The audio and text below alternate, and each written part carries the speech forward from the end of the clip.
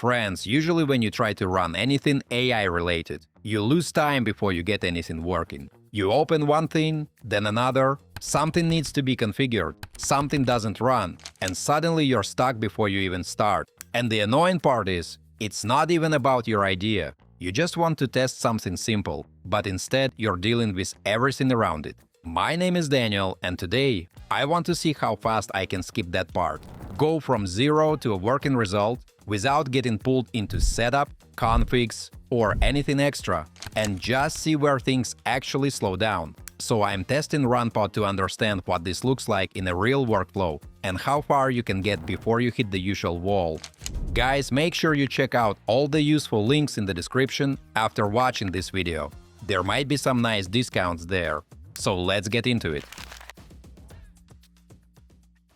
So before we jump into the demo, guys, let's take a second to understand what this actually is. Runpod is basically a platform where you can run AI models in the cloud and turn them into something usable, like an endpoint you can actually interact with. So instead of running things locally or setting up your own servers, you're doing all of that through one place, and it's already configured to handle AI workloads. But what makes it feel different, mates, is not just the fact that it runs in the cloud. It's how quickly you get to something that actually works. Because normally there's always a gap between the moment you have an idea and the moment you see a result. You need to prepare everything around it before anything runs, friends. Here, that gap feels much smaller. You're not spending time figuring out infrastructure first.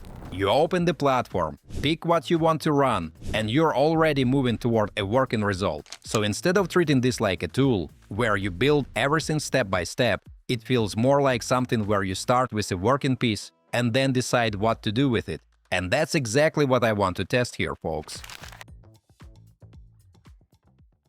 Alright guys, let's actually open this up and see what the process looks like inside Runpod. So I'm starting here from the main dashboard, and from the left sidebar I'm going into serverless. From here I'm clicking new endpoint, and this is basically where the whole flow starts, friends. Now right away I can choose between a few different options. I can start from a hub listing, run code locally, or go with a custom deployment. And this is basically the easiest way to get moving. Because instead of building everything from scratch, you're starting from something that's already prepared for a specific type of workload, guys. You can also see there are a lot of different options available here, so this is not limited to one single use case. There are multiple tools and setups you can choose from depending on what you actually want to run. For this demo, I'm choosing VLLM. Once I click into it, I just hit deploy, then paste in the model I want to use, and from there I create the endpoint, folks.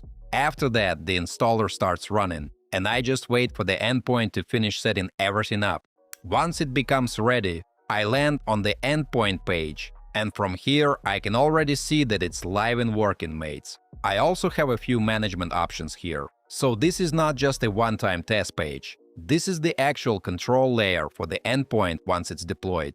From here, I go into the request area, because this is where I actually want to test it. There's already a default prompt here, but I replace it with my own. The first prompt I'm using says, "Explain AI in one sentence." Then I hit run. Now right away the request goes into queue, and this is actually one of the important parts here, because you can literally see this serverless behavior happening in real time. The request has been sent, but the system is still allocating resources to handle it. I can also see the current status updating on its own, so I don't need to manually refresh anything. It keeps updating automatically while the job is being processed. And while I'm waiting, I can see exactly what's happening. There is one job waiting in the queue, and there's also the running worker count.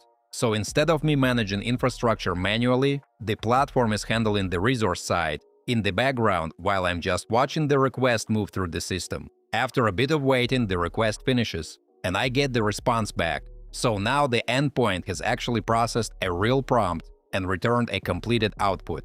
Guys, before we move on, I try to make my content fun instead of boring. And in return, please like this video and subscribe to my channel if you enjoy the content I make.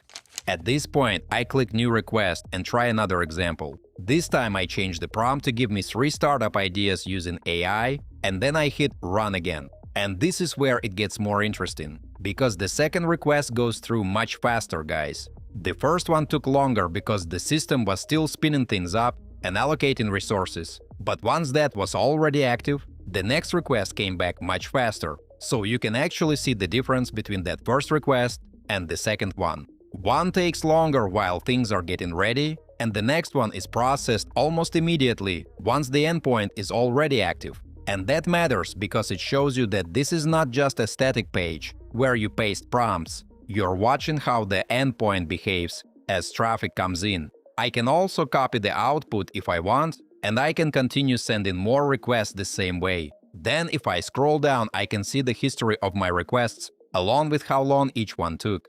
And that is one of the most useful parts of this whole demo, because it gives you a very clear picture of what's happening. You send traffic to the endpoint, the system handles the request, and you can actually see the timing and behavior change from one request to the next. So even though the actual test here is very simple, the important part is that the whole workflow is already in place.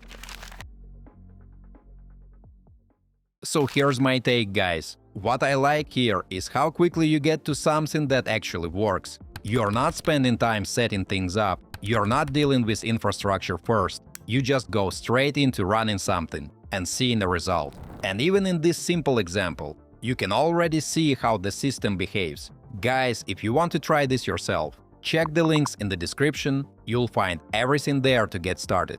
As usual, don't forget to like this video and subscribe to my channel. Thanks for watching, and till next time.